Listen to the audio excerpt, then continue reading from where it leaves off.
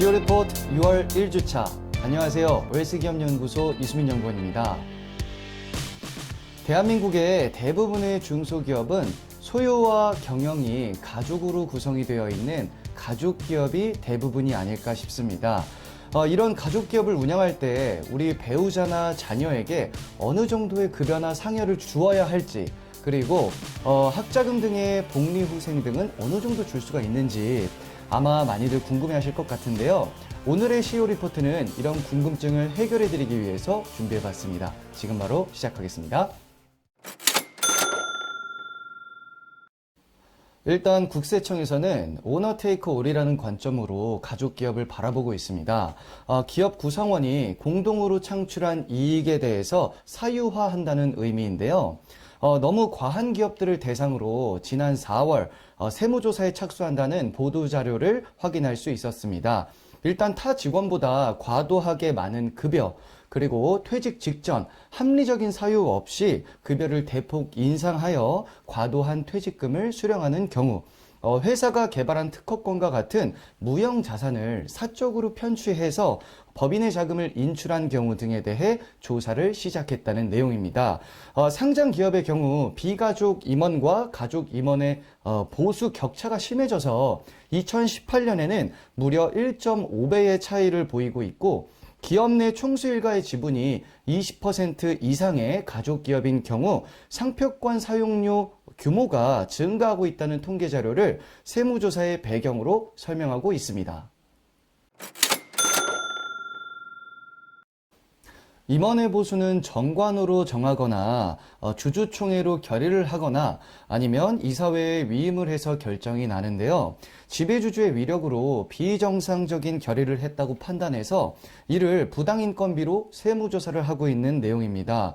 지금의 사회 통념을 생각한다면 우리 대표님들께서도 함께 일하는 가족에 대한 보수 그리고 복리 후생에 대해서 이제는 좀 점검을 해봐야 되는 시기인가 아닌가 생각이 듭니다. 일단 대표님의 급여나 가족의 급여를 결정할 때는 동종업계 혹은 타 임직원과의 형평성 그리고 영업이익 내 비중을 보시고 신중하게 결정하시는 것이 좋을 것 같습니다. 몇몇 컨설턴트 분들의 말만 듣고 과도하게 급여를 인상해서 제 서류들만 갖춰놓는다고 해서 급여 제도로 이렇게 판단할 것이 아니라 동종업계의 영업이익 대비 인건비 비중 그리고 타 임직원과의 형평성 부분도 함께 고려를 하셔서 급여를 결정해야 차후에 문제가 없을 것 같습니다.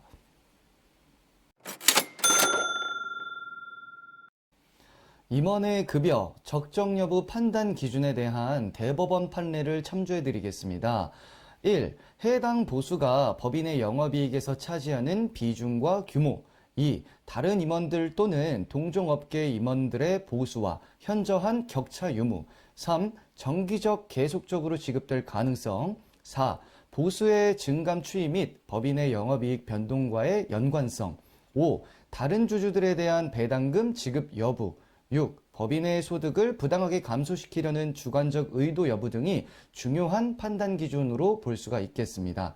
또한 임원의 퇴직급여 관련 적정 여부 판단 기준은 퇴직 직전 특정 임원의 급여를 합리적 이유 없이 인상하는 경우, 2. 그 대상 임원이 주주총회 등에서 영향을 미칠 수 있는 위치에 있는 경우, 3. 재직기간의 근로나 공헌에 대한 대가라고 보기 어려운 과다한 금액인 경우, 4. 그 규정 자체나 해당 법인의 재무 상황 또는 사업 전망 등에 비추어 그 이후에는 더 이상 그러한 퇴직급여가 지급될 수 없을 것으로 인정되는 등 특별한 사정이 있는 경우 등이라는 것 꼭 참고하셔서 차후에 문제가 없게 준비하시는 것이 중요할 것이라고 여겨집니다.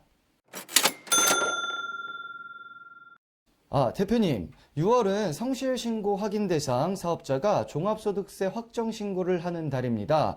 성실신고 확인 대상 사업자분들을 위해서 준비해봤습니다. 저희 웰스기업연구소 정을 소장님을 모시고 종합소득세 절세 포인트 알아보도록 하겠습니다.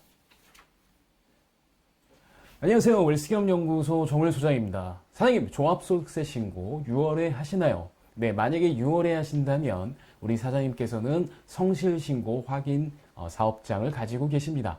그리고 아마 개인기업 형태일 것이죠. 근데 생각해 보셔야 됩니다. 성실신고 대상이 되니까 얼마나 짜증이 나십니까?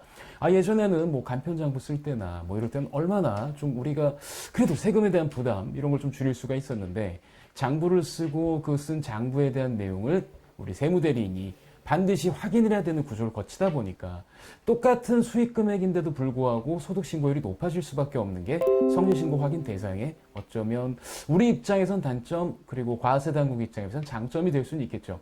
우리 입장에서 단점이라고 한다면 동일한 수입, 동일한 매출 규조인데 어쩔 수 없이 이게 적격 증빙을 갖추고 그 다음에 이제 그 조정 사항들이 반영되다 보니까 과거에는 넣을 수 있는 비용들은 넣지 못하게 되는 상태들이 생기게 되고 이로 인해서 실질적인 과세 표준은 올라가게 돼서 소득세 부담이 올라가게 됩니다. 그러니까 이때 어떻게 해야 될 것이냐. 근데 여기서 또 문제가 생기죠. 자, 올해까지는 우리 종합소득세 최고세율이 42%였습니다. 지방세를 제외하고요. 그런데 올해 소득분부터 내년 5월, 6월에 내야 되는 이제 세율은 또 높은 구간이 생겨서 무려 45% 구간이 생겼습니다. 거의 절반을 이제 세금으로 내셔야 된다는 얘기인데요. 그러니까 과세 표준이 증가하면 증가할수록 그리고 이 필요 경비에 대해서 되게 따박따박 아주 성실하게 아주 세밀하게 따지는 성실신고 확인 사업자분들 같은 경우는 지금 계속적으로 증가하는 세율 같은 경우는 아무래도 좀 부담이 될 수밖에 없습니다. 그래서 이걸 좀 해보시는 게 어떨까 싶어요. 어쨌든 지금 한번 성실이 되시면 그 성실 딱지는 오래 갈 수밖에 없는데 이젠 전반적으로 이제 법인 형태로의 기업을 전환을 모색해야 될 때가 아닌가 싶습니다. 물론 성실신고 확인 대상이 되게 되면 좋은 장점은 있죠. 일단 납부 기간이 연장이 되고요. 그 다음에 세액공제가 추가로도 되고요. 그 다음에 성실신고 확인 비용에 대해서 이제 세액공제를 해주니까 어느 정도 되는데 그것만으로도 좀 불충분하죠. 그리고 이거를 위반했을 때는 가산세가 부과되거나 아니면 세무조사 대상이 되거나 세무대리인에게 징계가 되는 이런 중징계 사항이기 때문에 방금 제가 말씀드린 것처럼 이제 해답은 없다. 그리고 지금 우리나라 그 국세 행정이 너무 발전하고 있고 그 다음에 심지어 매출 누락에 대해서 귀신같이 알아내고 있기 때문에 이젠 더 이상 불법적인 방법, 탈법적인 방법, 탈세라는 것들은 어느 정도 용인되기 어렵습니다. 물론 수익금의 규모가 작을 때는 뭐 알면서도 모르게 넘어갈 수도 있겠습니다만 수익 금액이 커지고 성실신고 대상이 되면 모두가 검증을 한다는 이런 마인드로 이젠 좀 뭔가 어렵겠다라고 생각을 하셔야 될 것 같아요. 자, 그런 경우라면 유일한 탈출 방법이 있습니다. 제가 보기에는 그 소득세를 절세할 수 있는 방법은 분산이란 것밖에 없습니다. 이 분산은 세 가지 종류가 있는데요. 첫 번째는 이 소득의 종류를 분산하는 겁니다. 예를 들어서 사업소득만 가져가는 게 아니라 근로소득, 그 다음에 뭐 기타소득, 배당소득 이런 것들로 이제 분산하는 방법이 하나 있고요. 두 번째 방법은 소득의 귀속 시기를 분산하는 겁니다. 예를 들면 지금 다 가져가는 것이 아니라 천천히 나누어서 가져간다면 아무래도 우리나라 종합소득세율은 누진세이기 때문에 훨씬 더 혜택이 있겠죠. 그 다음에 마지막으로는 소득의 귀속자를 분산하는 방법입니다.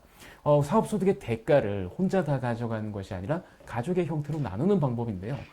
물론 이런 세 가지 분산의 방법을 우리 개인 사업자인 형태에선 적용하기가 좀 어렵습니다. 그래서 유일한 방법은 법인 형태로, 법인 기업 형태로 전환하는 건데 이때는 제가 말씀드린 세 가지에 대해서 전부 다 해결할 수 있어요.